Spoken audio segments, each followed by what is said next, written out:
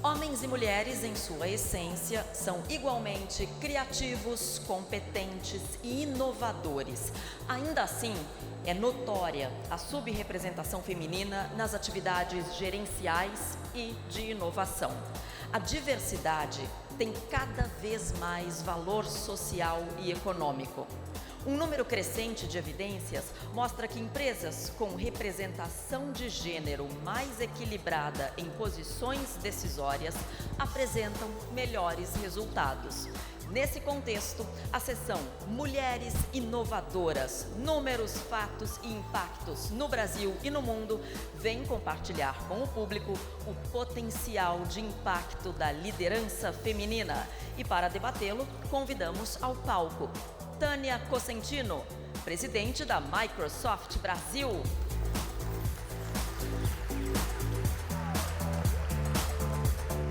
Cristiana Palmaca, presidente da SAP Brasil.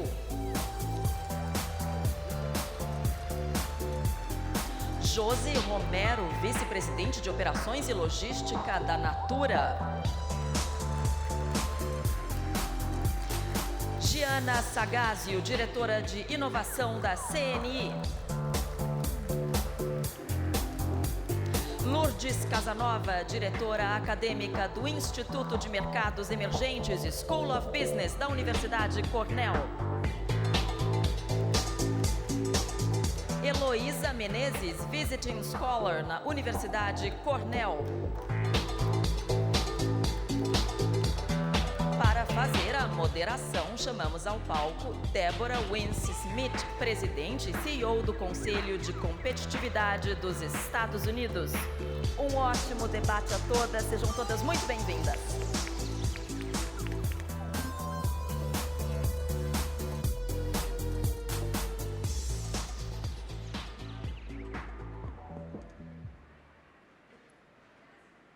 Moderate and actually the most elegant panel. So this is after lunch. You're going to all be excited and stimulated by this dynamic conversation.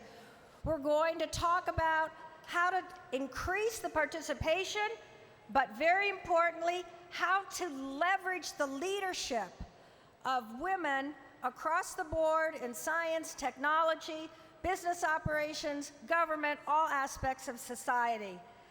You know, we've heard today and throughout the conference how we're living in the midst of these great scientific revolutions that are transforming our world as we live today and really at warp speed. The colliding and convergence of the digital, the biotech, the nano, the cognitive revolutions, unleashing tremendous power, possibilities, creating new industry, jobs, services. We're worried about the skills. What are our children going to do in these lifelong careers that maybe last 2 to 3 years at most? But it's a great time of transformation. And let's not forget that half of the world's population are women. And because of the diversity of cultures, the role of women in their own nations, in global institutions, women have a very important, not only contribution to make, but responsibility to enter the mainstream of the scientific and innovation revolutions that are reshaping our world. In my view, and I think my distinguished panelists will agree, companies and nations cannot fully leverage technologies and economic potential and creativity and all the skills that enable progress unless they fully integrate women in the capacity for creating the innovation future. Now, we know that women around the world are unrepresented in these venues. Many, use the acronym STEM, science, technology, engineering, and mathematics, as one of the sets of skills and capabilities that women are underrepresented in many countries around the world. And interestingly, there's a dichotomy because as women have flocked to higher education, with more women than men completing higher education in OECD countries and Brazil, only 15% of the tertiary graduates in the natural science, engineering, information, and communication technologies are in Brazil. Only 34% of them are women, and only 15% in other countries. So actually, Brazil's doing a better job than many places around the world. And this representation is even more unequal when it comes to engineering.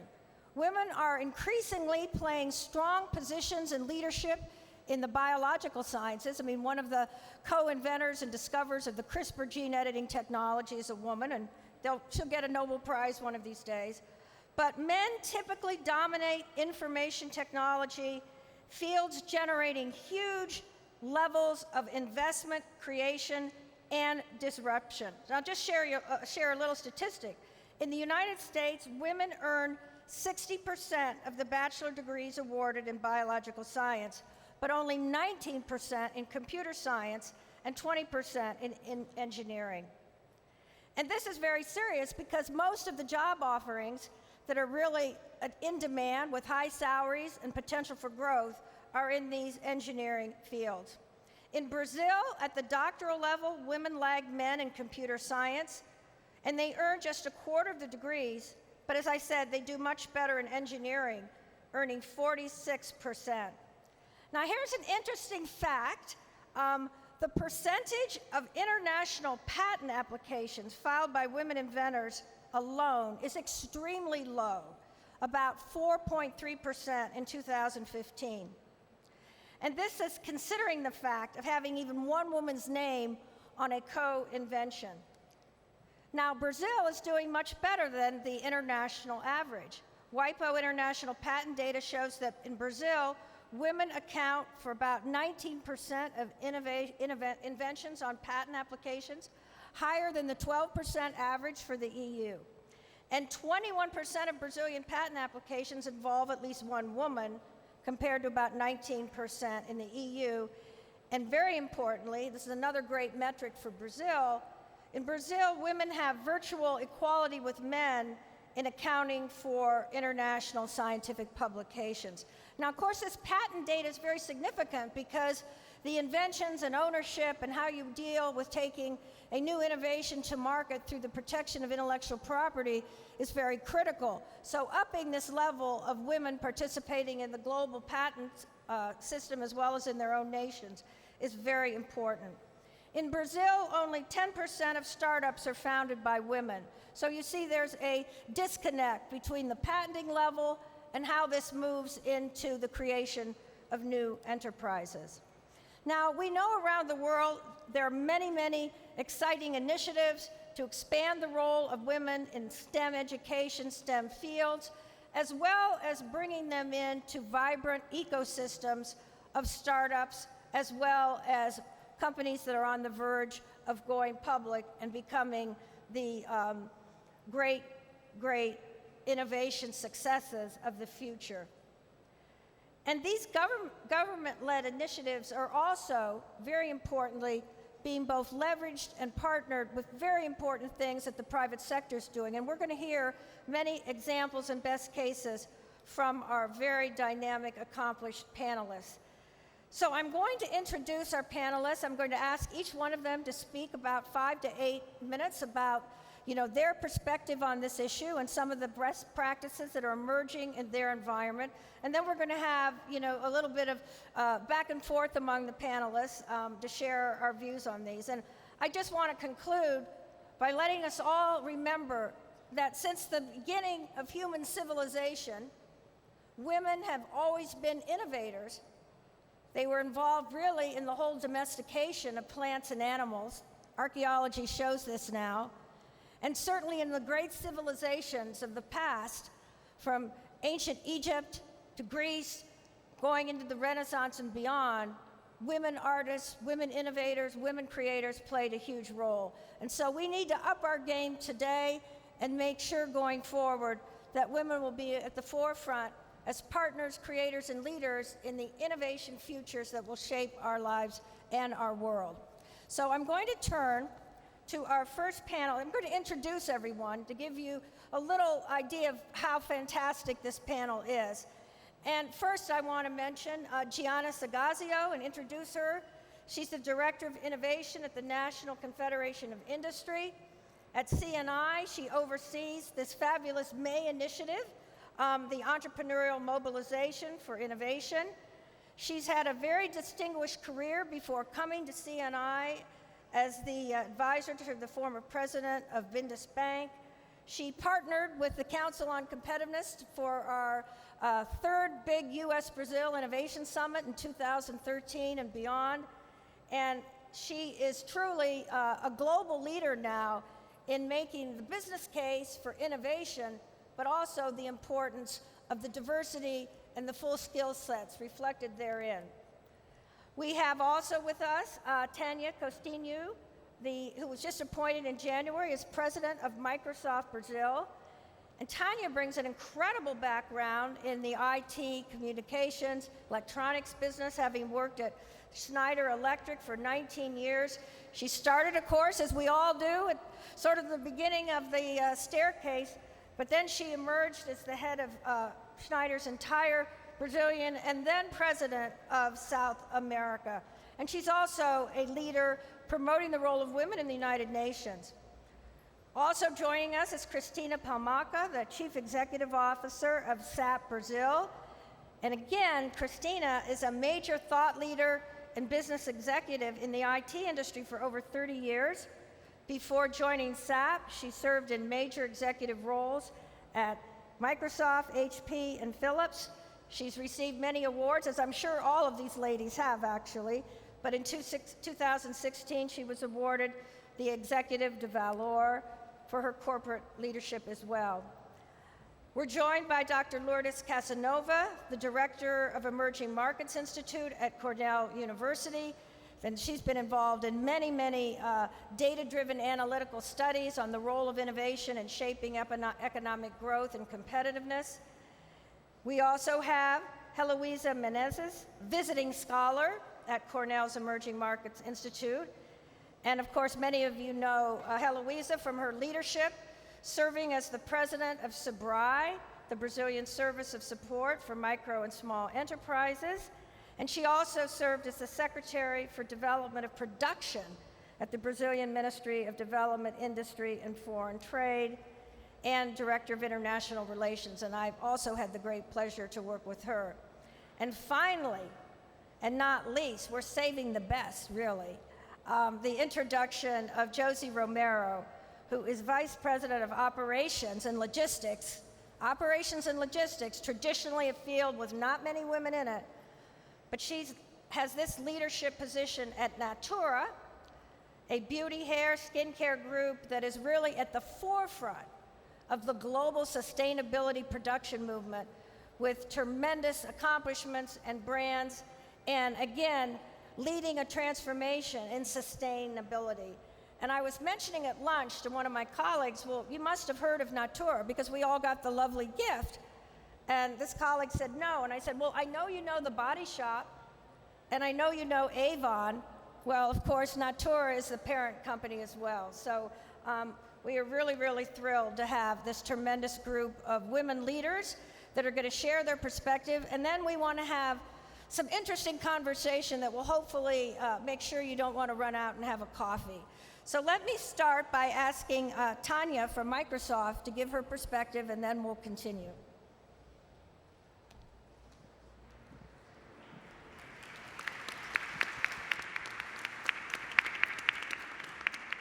Obrigada. Boa tarde a todos. É um grande prazer estar aqui. Obrigada pela CNI pelo convite e parabéns pela organização desse evento que está tão bonito esse ano. Bom, vou começar falando rapidamente da minha história, porque eu acho que isso é uma forma que a gente entende que é uma forma de motivar as jovens a irem para o mundo de inovação, o mundo de exatas, que em português existe a área de exatas. Eu sempre fui muito forte em matemática, em ciências, sempre tive bons resultados na escola, e meus professores e meus pais sempre me motivaram. Então acho que tudo começa por aí, quando a gente fala de mulheres bem-sucedidas, e aí que eu quero começar, mulheres bem-sucedidas no negócio, começa com o reforço dos pais, e depois os professores na escola me motivaram a buscar o ensino técnico. E eu me formei, fiz o segundo grau técnico, me formei em eletrotécnica aos 17 anos, e desde os 16 eu já trabalho na área. Formada em ensino técnico, eu busquei a faculdade de engenharia e isso consolidou a minha paixão pela área elétrica e eu, nesses 35 anos de carreira, desde o estágio, eu percorri diferentes empresas na área de tecnologia, mas no setor de energia e agora, desde o início do ano, eu tenho o prazer de estar liderando a Microsoft do Brasil. Passei por vários desafios, acho que como todos os profissionais que chegam nessa posição passaram. Nunca senti um preconceito direto por ser mulher, mas tiveram muitas coisas sutis. Mas eu acho que se a gente precisa trabalhar, e é isso que eu venho fazendo hoje dentro das organizações, a gente precisa desconstruir alguns modelos e desconstruir alguns comportamentos para que mais e mais meninas se interessem pela área de exatas e mais mulheres se interessem a galgar os altos postos na organização. Vale reforçar alguns dos comentários que já foram apresentados, alguns dados estatísticos. Primeiro, que mulher é mais da metade da população mundial. Segundo, a gente hoje, esses são dados da OCDE, mas também são comprovados aqui no Brasil, a gente estuda por mais tempo, nós mulheres estudamos por mais tempo que os homens. Há um número maior de mulheres que se inscrevem nas universidades e há um número ainda maior de mulheres que concluem, que se graduam nas universidades. Então, a pergunta é, quando a gente vê isso dentro da universidade, mas isso não se reflete na mesma proporção no mercado de trabalho, eu me pergunto por que a gente ainda tem que construir um business case para poder promover mais mulheres. Existem estudos, e um estudo muito impactante da McKinsey, que mostra que se a gente tivesse em todos os níveis da organização o mesmo número de homens e mulheres, se a gente tivesse o mesmo nível de salário, que é o que a gente fala de redução, eliminação de pay gap, mesmo nível de salário entre homens e mulheres, seria o mesmo que adicionar uma economia dos Estados Unidos e uma China para a economia mundial. Então, a gente aumentaria significativamente o nosso bolo, as posições de trabalho, a gente aumentaria e promoveria um crescimento econômico brutal. Mas, infelizmente, a gente não consegue avançar. E, segundo também estatísticas da ONU, nos dias que, no ritmo que está hoje, apesar desse tipo de conversa, apesar de promoção dentro e fora do ambiente de trabalho, de igualdade, se falando no poder da igualdade e equidade entre homens e mulheres, ou o poder da inclusão e da diversidade no ambiente de trabalho para gerar inovação, apesar disso ser hoje uma conversa muito comum e muito mais comparado ao meu início de carreira, a gente percebe que a evolução ela é muito lenta. Então, menos de 5% de CEOs globais são mulheres, o avanço é muito lento e a gente vai levar 100 anos para ter uma igualdade real. E quando a gente pensa, aí falando especificamente em inovação, que diversidade é um dos componentes mais importantes para que você tenha um ambiente criativo, genuinamente inovador, a gente talvez esteja matando esse grande fator. E pensando em Brasil, que com toda essa transformação, eu que sou do setor de tecnologia, que falo muito em transformação digital, e acredito que a transformação digital pode trazer para as empresas brasileiras a dinâmica para a gente recuperar a competitividade a nível global, eu fico muito assustada em ver que a gente pode estar desprezando metade do pool de talentos do país. Então, essa provocação que eu quero começar, deixando aqui para vocês, é claro que inovação é fomentado pela diversidade. Está claro que trazer mais mulheres, que a gente estuda por mais tempo, que a gente tem buscado investir mais em educação. Então, trazer as mulheres e deixá-las competir dentro do mercado de igual para igual, ele é beneficial para toda a sociedade. A pergunta é, por que a gente vai demorar 100 anos para ter realmente um mundo 50-50?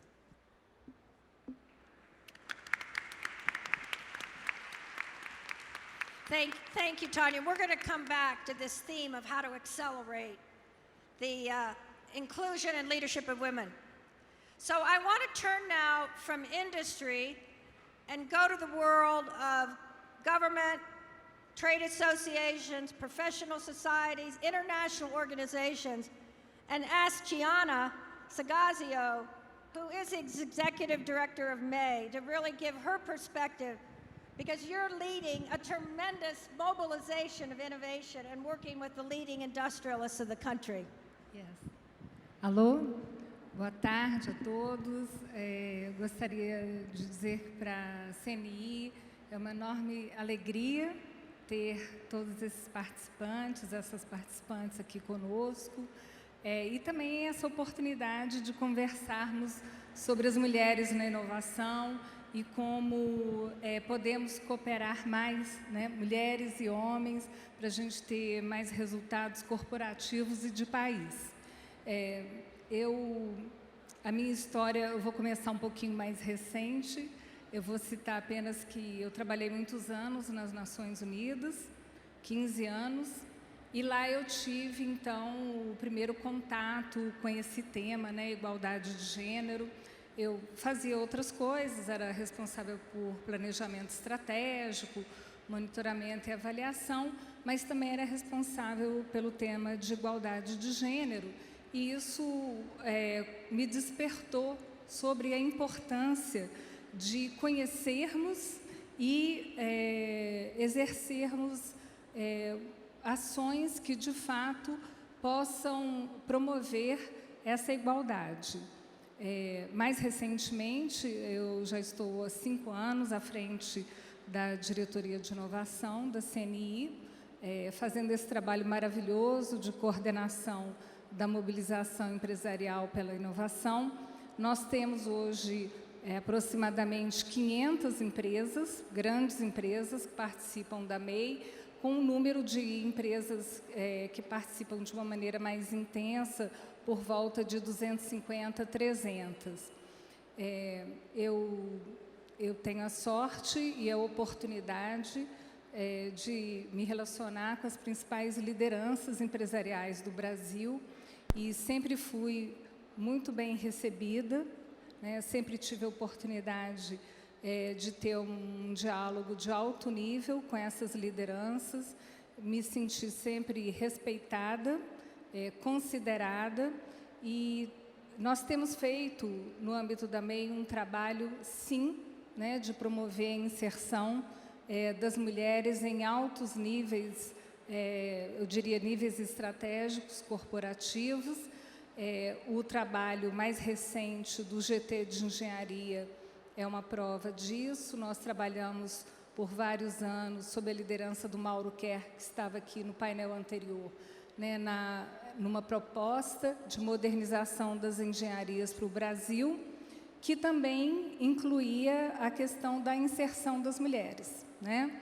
E essa proposta foi aceita e hoje nós temos as novas diretrizes curriculares de engenharia, considerando essas contribuições que foram dadas. Também, ao longo dos anos, eu tenho acompanhado um número maior de líderes, mulheres, que têm participado da MEI. É lógico que elas ainda são minoria, mas é uma grande felicidade a gente ter uma participação de um número maior de mulheres que representam organizações incríveis, que estão promovendo o desenvolvimento do nosso país e do mundo, e elas estão ali liderando esses processos e essas transformações. Eu começaria dando esse testemunho dessa experiência maravilhosa, principalmente de que é possível, desde que exista abertura para a gente conversar sobre isso e, de fato, políticas, tanto corporativas quanto públicas, que permitam que a gente possa promover uma maior igualdade das mulheres.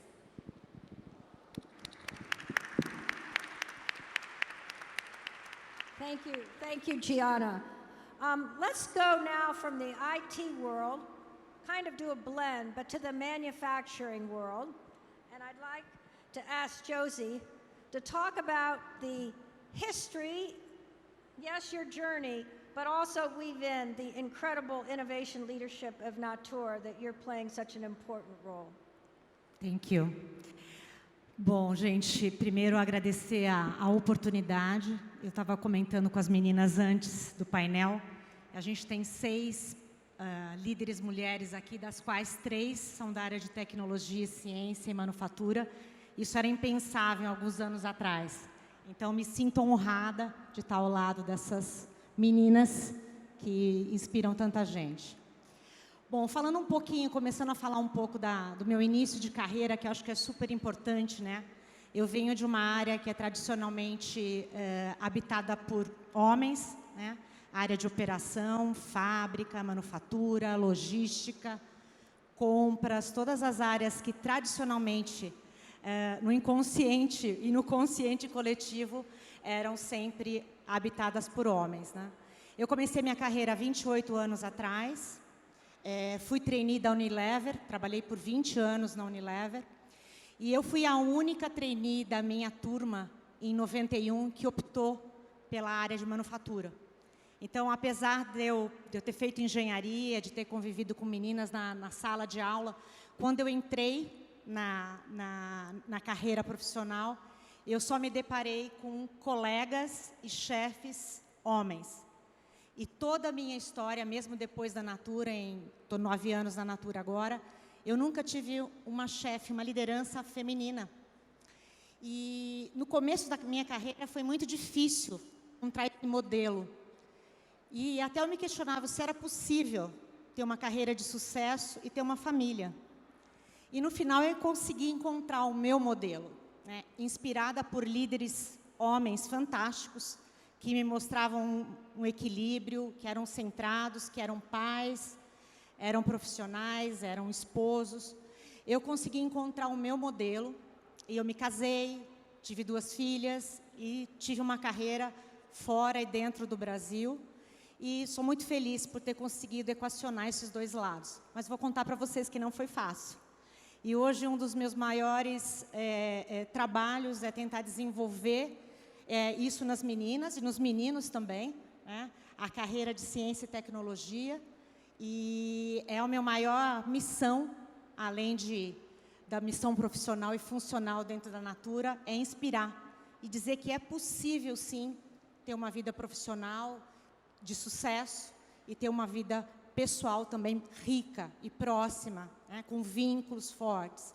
Eu tenho 2 filhas, uma está se formando em engenharia agora em agosto, na Unicamp, e a segunda está com 16 anos, mas também quer fazer engenharia. Então, eu acho que eu estou conseguindo, pelo menos em casa, inspirar um pouco, e com certeza na Natura também, né? A Natura esse ano está completando 50 anos de existência, e é muito legal estar aqui para poder falar isso, porque foi uma empresa que nasceu para empoderar as mulheres, e tem sido assim. A gente tem 1.700.000 consultoras na América Latina, que vivem através da atividade de consultoria, têm autonomia, se empoderaram, têm liberdade financeira, e a gente vem numa jornada recente agora, de levar tecnologia para esse 1,7 milhão de consultoras. Então, a gente está trazendo toda a ferramenta de digitalização para que elas consigam ser mais efetivas, para elas consigam equilibrar melhor a vida pessoal e profissional. E, principalmente, acho que vocês ouviram no mercado semana passada, além da aquisição da Avon, que foi notícia, a gente também está fazendo a primeira grande esforço de bancarização das consultoras. 40% das consultoras Natura não eram bancarizadas, não tinham acesso a nenhuma conta bancária. E uma forma de incluir socialmente as mulheres, qualquer outro indivíduo, é através de uma conta, ter um cartão de crédito. Poder ter acesso a Uber, poder ter acesso aos inúmeros aplicativos. E a gente está fazendo isso hoje, com uma ajuda, uma parceria do Santander. Então, é com muito orgulho que eu estou aqui hoje, representando uma legião de mulheres, executivas e não executivas, que fazem a Natura e que acreditam que é possível, sim, criar esse ambiente mais inclusivo, através da tecnologia, e que a gente vai estar rapidinho, eu acredito, eu sou otimista. Eu acho que com esse time aqui a gente vai conseguir acelerar essa curva de introdução da igualdade de gênero, para que a gente tenha mulheres, sim, em todas as posições. E um último dado, a Natura hoje a gente tem 56% dos cargos de gerente acima são mulheres. Diretoria acima são somente 38. O ano que vem a gente vai ser 50. Esse é o compromisso público que a Natura tem. E depois eu conto no restante do painel um pouco mais de quais são as medidas práticas que a gente toma, que podem ajudar vocês a entender um pouquinho por que a gente está evoluindo tão rápido nesse tema. Tá bom? Obrigada.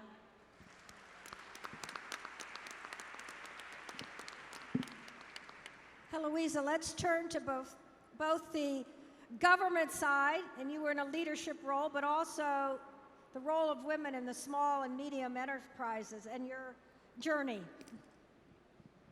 Ok, thank you, Deborah.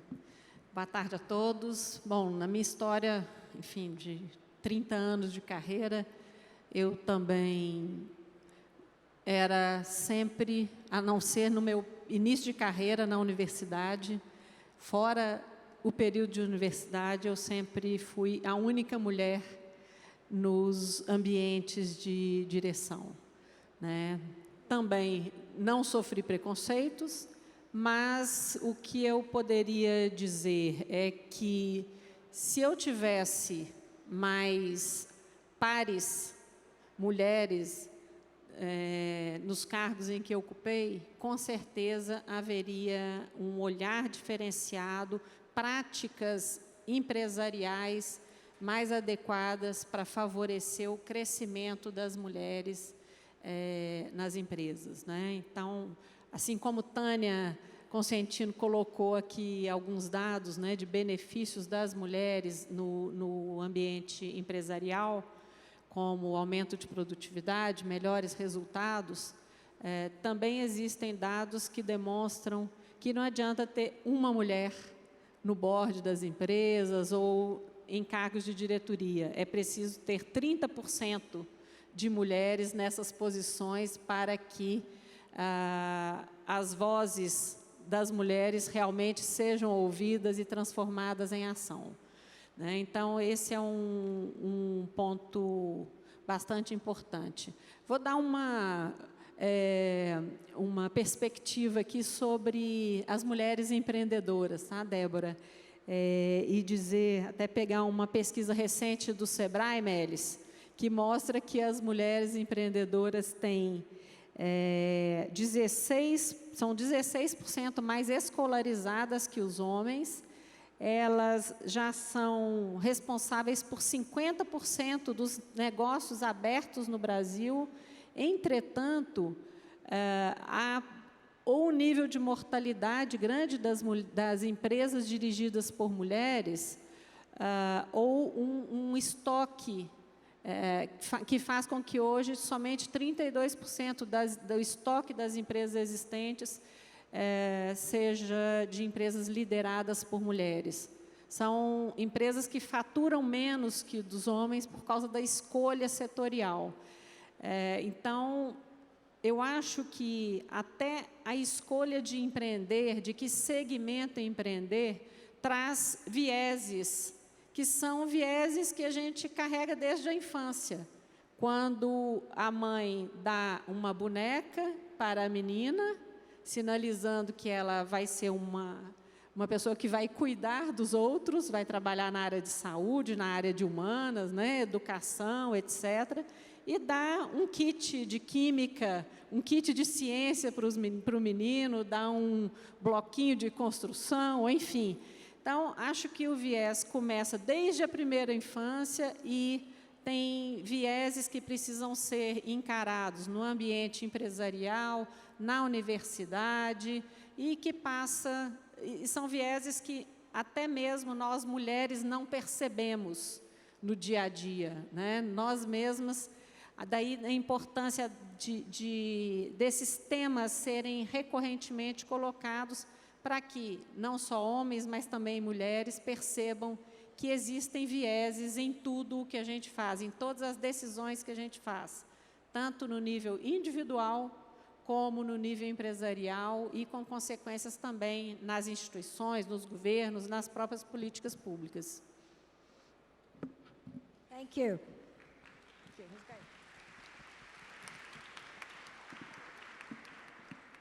So let's go back to the private sector, and I want to turn to Tanya. You've had distinguished careers in 2 high-tech companies, but one in more manufacturing, Schneider Electric, and now SAP. So we want to hear your perspective and also any best practices. Good. Boa tarde a todos. É prazer enorme estar aqui novamente, né, no evento da CNI. Agradecer a Sebrae e MEI por esse foco grande, né, no tema que, primeiro, é apaixonante, né, que é falar de inovação.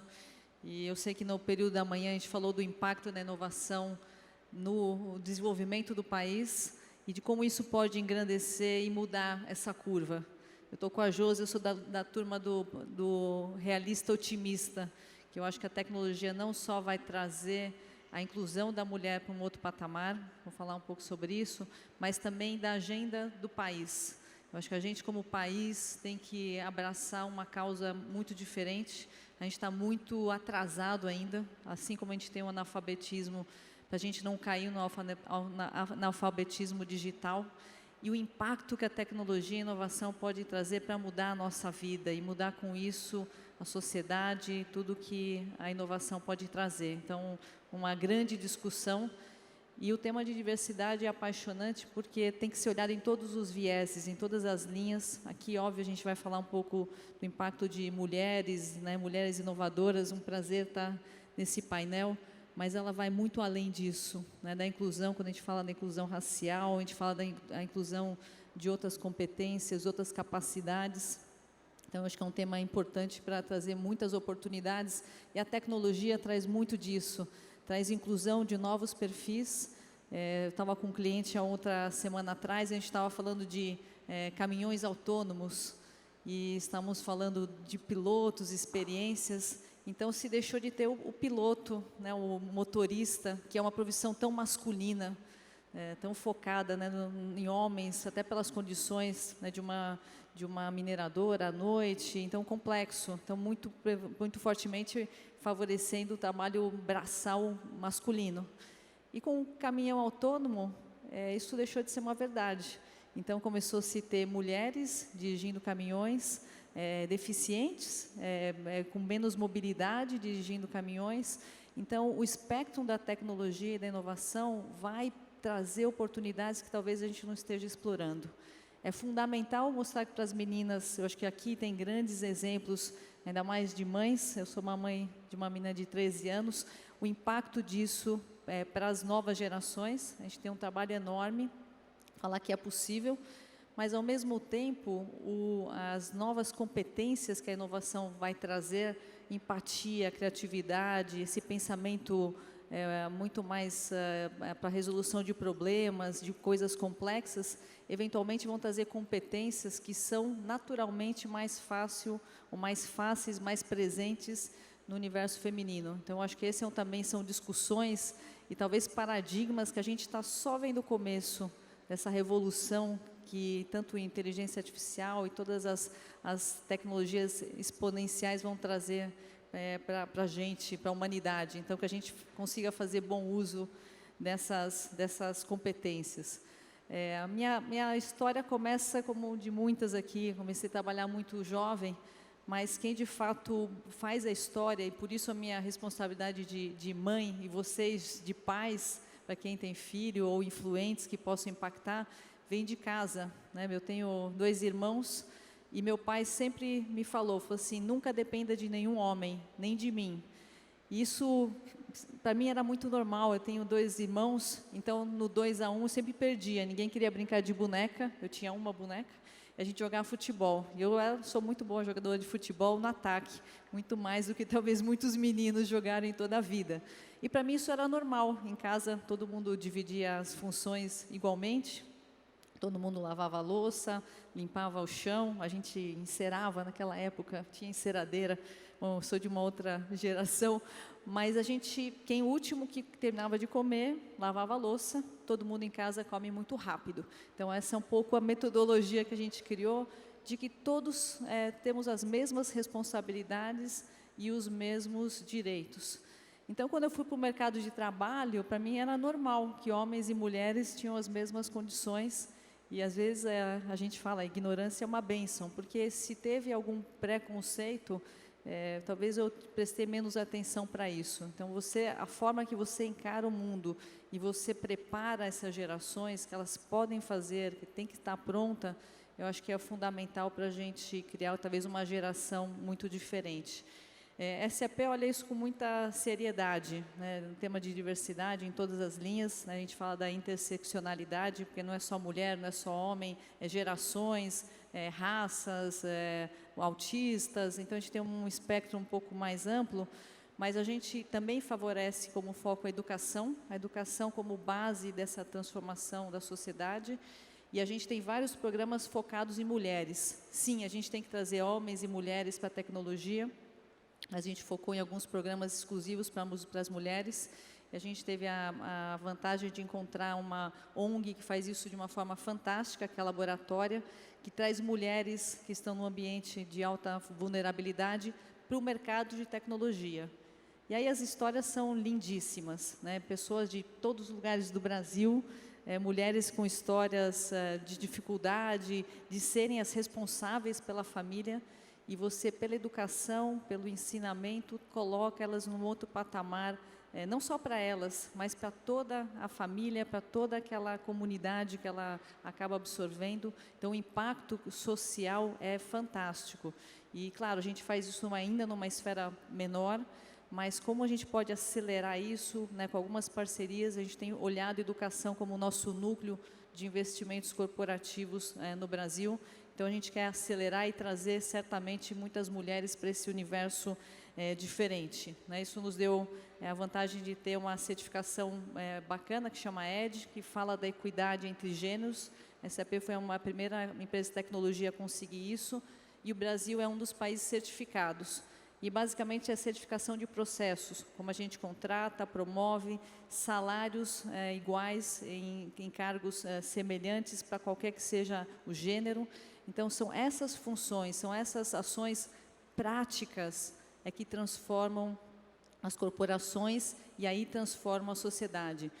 Não são somente slogans que vão fazer mudar ou bandeiras, mas são ações muito pontuais. Então, apesar de a gente ter a certificação, a gente avaliar, todo mês a gente olha como é que está os cargos e salários para pessoas de mesma situação, se tem alguma coisa que às vezes pode levar a um desequilíbrio, a gente vai lá, corrige. Nas contratações, se o cargo é para a função X e a pessoa recebe uma offer, porque a mulher recebe um salário menor, ela pode receber uma offer menor.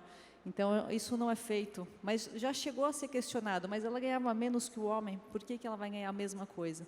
Então, é nesta hora que você toma uma posição de falar assim, não, porque essa função é para esse salário, se ela tem a competência, ela vai ganhar o salário que tiver que ser colocado. Então, são transformações que vão movendo e que vão também, obviamente, vendo um painel como esse, com pessoas que inspiram. Eu acho que as gerações que estão chegando têm muito mais oportunidade de ter sucesso, de achar os seus modelos de inspiração e poder correr atrás. Nada vai tirar o trabalho árduo de cada um de nós ou de quem estiver chegando. Mas o fato de ter uma inspiração, de ter pessoas que chegaram lá, que é possível, sim, ser casada, sou casada há 23 anos, tenho uma filha, corro maratona, sempre acho que estou devendo para alguém, para alguma coisa, mas mesmo assim é possível ser feliz e encontrar o seu equilíbrio naquilo que você está buscando. Então, e eu acho que a gente tem um papel fundamental nesse país de ajudar a acelerar essa curva da diversidade, e certamente o Brasil vai colher frutos muito mais fortes.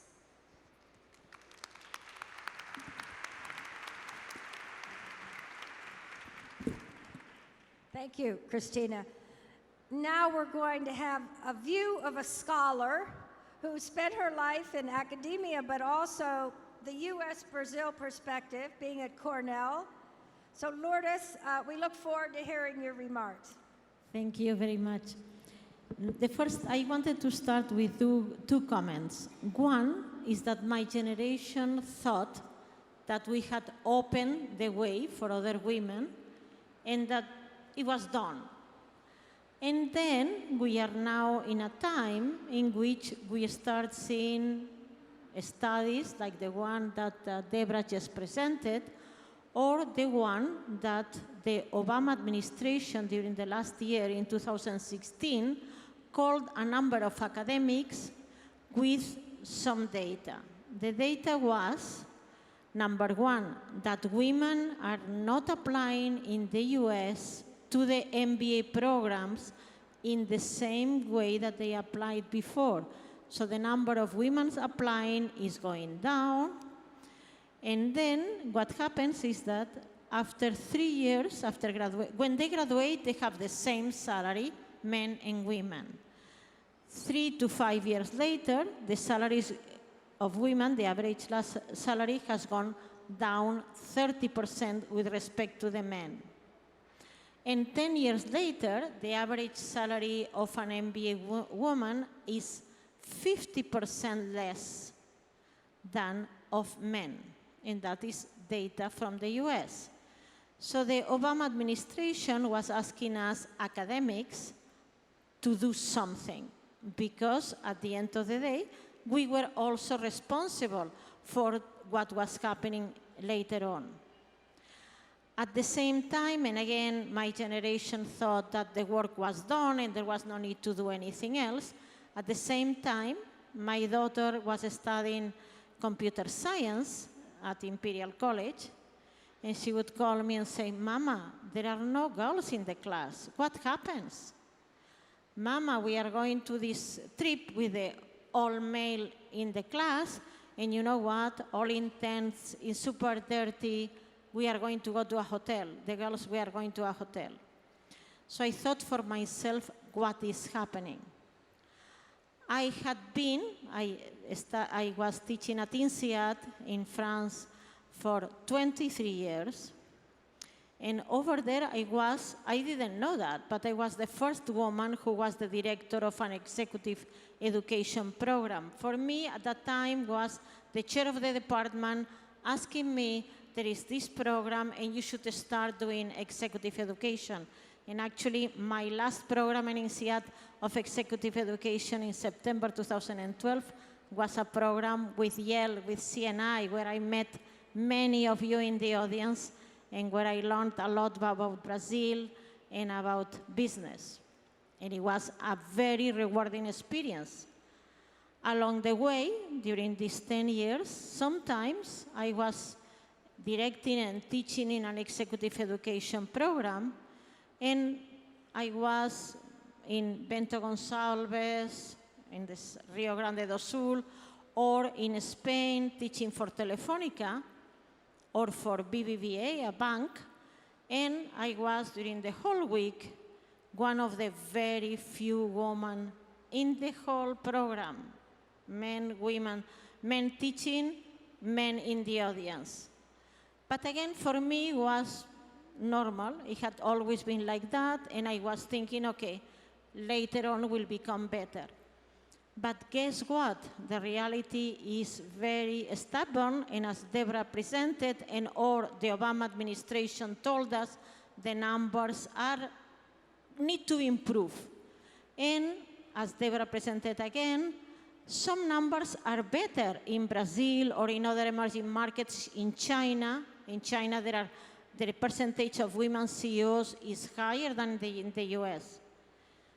So we need to do something. Why? Sometimes in emerging markets the situation is better. First of all, because the network, the families are strong, and the grandparents play a very important role in the education of the grandchildren, so that my generation can work and the children are very well taken off. Or also, as well, because it's much more easier to find help in the house. So what needs to be done? So in INSEAD, I was part of the Women in Faculty committee. I arrived in Cornell, and I thought, what?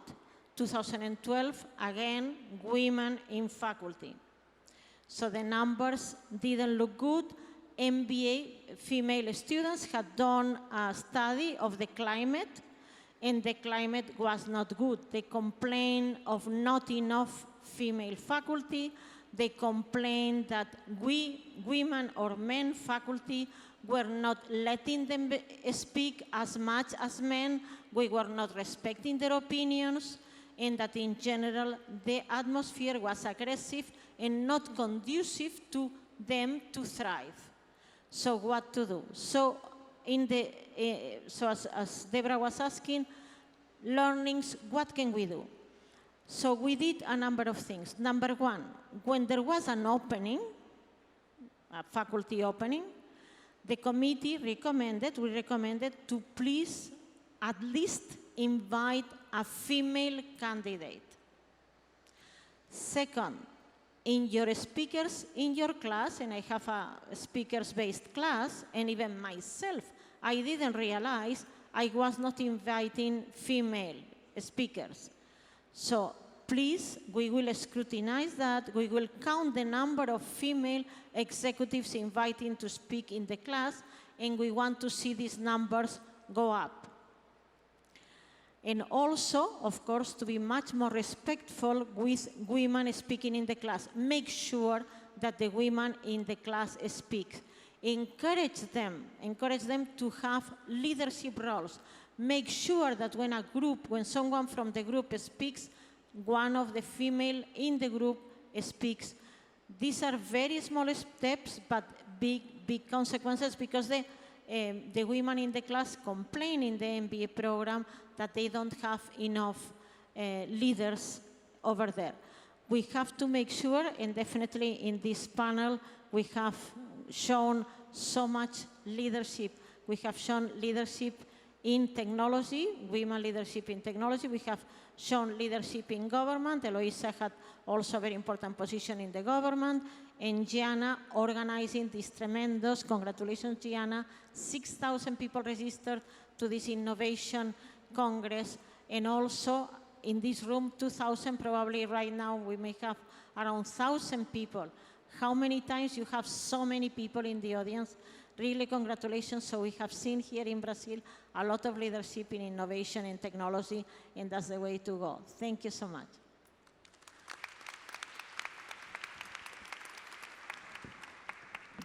Well, we have about 10 minutes left, maybe a little more.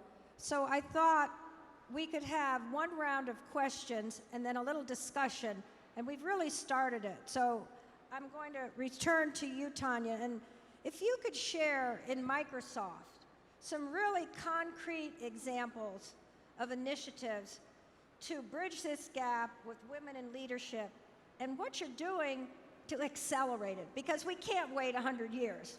No, we can't. And as Josie and Chris said, we should be optimistic, but I don't know what I'm speaking in English. Desculpa. Bom, como a Cris e a Josi disseram, a gente tem que ser otimista, mas a gente tem que ser ativista para transformar. E aí o papel da empresa, ele é super importante, e a gente tem processos, práticas, um eixo de educação. Começa com o tema, está na top liderança da empresa. Se os líderes não estão engajados, você não transforma. E existem desde recomendações de recrutamento, que a gente busca ter sempre 50% candidatas mulheres nas vagas, principalmente um olhar especial nas vagas de gestão. A gente tem o compromisso de eliminar pay equity. A gente instituiu programas de mentorias específico para mulheres. É muito comum, eu acho que na carreira de todos nós tivemos sponsors ou mentores que nos ajudaram em determinado momento. Então, na Microsoft, nós temos esse tipo de programa. Temos um programa também de educação dos profissionais, porque o viés inconsciente, como a Heloísa falou, ele está presente em todos nós e ele passa a não ser percebido. Então, é muito importante educar toda a sua comunidade dentro da empresa. Somos 150 mil funcionários ao redor do mundo e exaustivamente treinamos as equipes em viés inconsciente. A gente tenta também participar de eventos como esse, porque aí vai o papel de advocacy interno e externo. Faltam modelos, então mais mulheres como modelos falando de negócios e principalmente discutindo negócios, não somente em painel de gêneros, é extremamente relevante para mostrar para as jovens e para as meninas que elas também podem. Então, é importante a gente contar a história, mas falar de negócios. E a gente também tem um investimento bastante forte em parceria com ONGs na área de educação de jovens. Nossa área de tecnologia é na área de programação. Então, a gente tem muito trabalho para treinar meninos e meninas em programação. E a gente tem feito um trabalho também para tentar levar, trabalho junto às secretarias de educação, para tentar instituir aqui no Brasil o curso de programação, os conhecimentos de programação desde o ensino elementar. Isso a gente já conseguiu em alguns outros países e estamos discutindo no Brasil. Mas vale um ponto pelo curso de coding, onde a gente usa as nossas ferramentas baseadas no Minecraft, games, a gente faz gamification, programação de games, com Angry Birds, com Frozen, para atrair meninos e meninas já desde cedo e gerar o interesse, mostrando o lado lúdico da tecnologia. A gente já conseguiu treinar mais de 1,5 milhão de jovens. O que a gente tem que fazer agora é fazer com que esses jovens sejam absorvidos pelo mercado de trabalho, porque na área de tecnologia o gap é de 500 mil de profissionais. Então, esses são alguns exemplos, mas é muita qualificação interna, unconscious bias, qualificação externa de diferentes públicos, políticas internas e muita promoção e advocacy pela igualdade. Ok, só complementando, acho que muitas das práticas são bem parecidas, talvez só acrescentaria, a gente fomenta muito o trabalho voluntariado no que a gente chama das networks, então a gente tem várias networks por afinidade, e são voluntários, e cada vez mais temos homens trabalhando com a gente no que a gente chama do Business Women Network.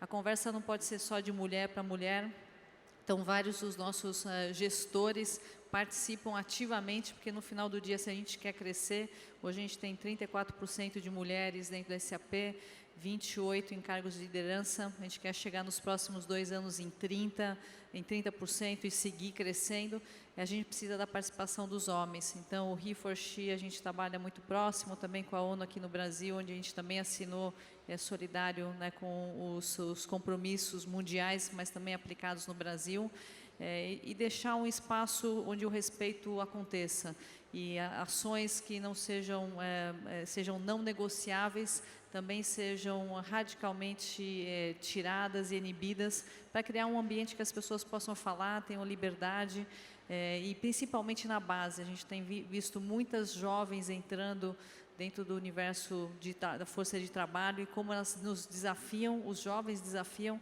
mas como as meninas entrando desde o começo já deixam muito mais claros, através de mentoria, coach, como elas querem crescer dentro da organização. Então, acho que a gente deixa um legado muito importante para essas gerações que estão chegando. Tentar também só adicionar o que é diferente. A gente é sabido que uma das peneiras mais fortes para a mulher crescer dentro de uma estrutura executiva de uma empresa é se ela tiver que escolher entre ter filhos ou casar e crescer. Então, a Natura, há mais de 20 anos atrás, criou o berçário, que é o berçário dentro das nossas instalações, que a mãe, ela tem o bebê, ela fica o tempo de licença fora, quando ela volta com o bebê, a criança pode ficar até 3 anos com a gente, e ela tem todo o suporte nessa fase tão importante da infância, da criança. E o ano passado, a gente começou a oferecer isso para os colaboradores homens, porque se a gente quer fazer a diferença, se a gente quer falar de igualdade, tem que ser igualdade de verdade. Então, os nossos homens também, os nossos colaboradores, obrigada, também têm acesso ao berçário Natura. E é lindo, quando você está chegando de manhã, às 8 horas na Natura, você vê os pais com os bebês nos colos, ou com um carrinho, né? E possivelmente a esposa dele trabalha numa outra empresa, tem uma vida profissional, E isso é lindo, né? Então, é uma das coisas que eu mais me orgulho, é poder oferecer isso para os meninos também. E é super valorizado, né? É um dos benefícios que a gente mais tem orgulho e que a gente não mexe de forma nenhuma. Tá? O segundo ponto que eu acho que é super importante e tem mais a ver com as nossas consultoras é o Prêmio Acolher, que é um prêmio que a gente tem desde 2010, onde as nossas consultoras, que também, boa parte delas, são líderes comunitárias, que têm a sua função de empresárias, microempresárias, empreendedoras, elas podem vir com seus projetos para resolver problemas sociais ou ambientais da sua comunidade, e a Natura financia esses projetos. Então, isso estimula o empreendedorismo, né? Além de toda a questão da educação e saúde que a gente propicia para elas também. Então, trabalhando nas duas vertentes, com as consultoras e com a estrutura corporativa para a liderança feminina da estrutura dentro da empresa. E eu trouxe o berçário, porque eu acho que é um excelente exemplo para trazer igualdade de gêneros e para levar para os homens e para as mulheres essa questão de não ter que fazer uma escolha. Né? Eu não preciso fazer uma escolha. Porque se eu tiver que fazer uma escolha, vai ser uma escolha injusta entre ser mãe ou ser pai e ser um excelente profissional. Dá para fazer as duas coisas. Né? Não é fácil, eu acho que foi a Cristina que falou, a gente não vai falar que isso é fácil, é muito difícil, mas é possível. E quando dá certo, quando você consegue equilibrar, é muito gostoso. Tá bom? É isso. Bem, pessoal, o tempo está terminando, vou ser bem rápida, mas do ponto de vista da MEI, da Mobilização Empresarial pela Inovação, nós trabalhamos com desafios de país, né? Como tornar o país mais inovador. Um dado que a gente tem oficial do IBGE é que nós temos apenas 39% de mulheres em cargos de gerência. Eu acho que aqui a gente tem exemplos de empresas que têm políticas corporativas que reforçam a liderança feminina. No entanto, esse desafio ainda é muito grande, né, no Brasil. Então, do ponto de vista da MEI, eu acho que nós não conseguiremos nos tornar, de fato, um país inovador e desenvolvido se nós não endereçarmos a questão da inclusão das mulheres nesses processos de desenvolvimento. Temos trabalhado nesse sentido e, do ponto de vista do sistema indústria, eu acho que o Senai e o SESI são grandes exemplos de como a gente empodera as pessoas, tanto homens como mulheres, desde a educação básica até a educação superior, no sentido de preparar as pessoas para o trabalho do futuro.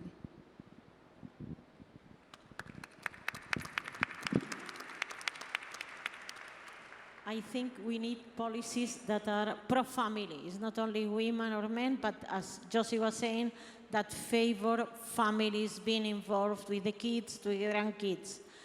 And another, we are in an innovation congress, so definitely technology. Technology allows you to work from home, so those policies that allow you to work one day from home, or if exceptionally you need to work from home, you are able to do it. Also, we have Zoom and all these ways to organize virtual meetings and less traveling. Traveling is very hard on women and men, by the way, on families. So use more these type of tools. Even myself, I do presentations more and more by Skype, by WebEx, by different tools, so that allows women and men to have a more rich family life, to be more involved with the kids, and we have to encourage that. Thank you.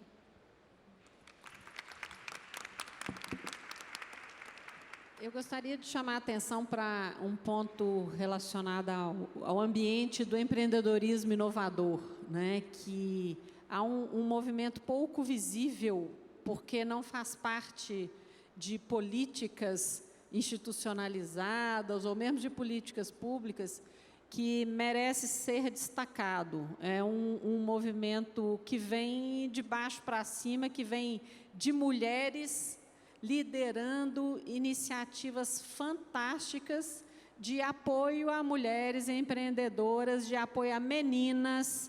Então, há um conjunto de ONGs, de iniciativas privadas, de empresas que apoiam iniciativas de mulheres, como, por exemplo, o Inspiring Girls, né, que são mulheres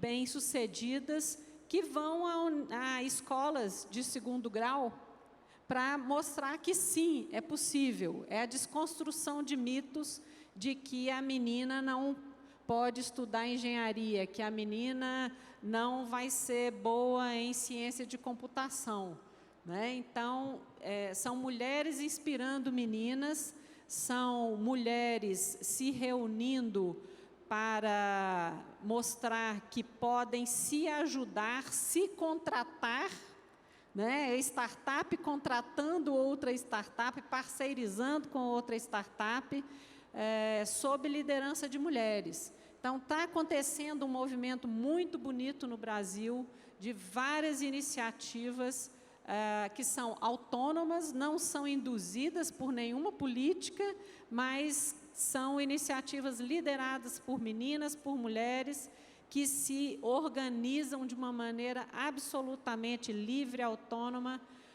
garantindo o empoderamento das mulheres, né? E sem ser excludente, sem excluir os homens, mas dando a contribuição para que as meninas e mulheres tenham mais iniciativas. Como disse um artigo que o Roberto Alvarez mandou outro dia, né? Não duvidem do poder, não subestimem o poder que as mulheres têm quando se unem e quando se juntam para conquistar os seus espaços na área de inovação e tecnologia, principalmente.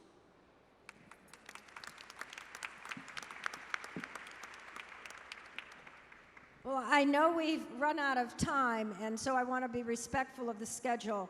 So let me formally thank this outstanding panel of women leaders and women innovators. I think you can all tell from their comments, as well as a little bit of insight into their personal histories, that these women actually created their future, each one of them.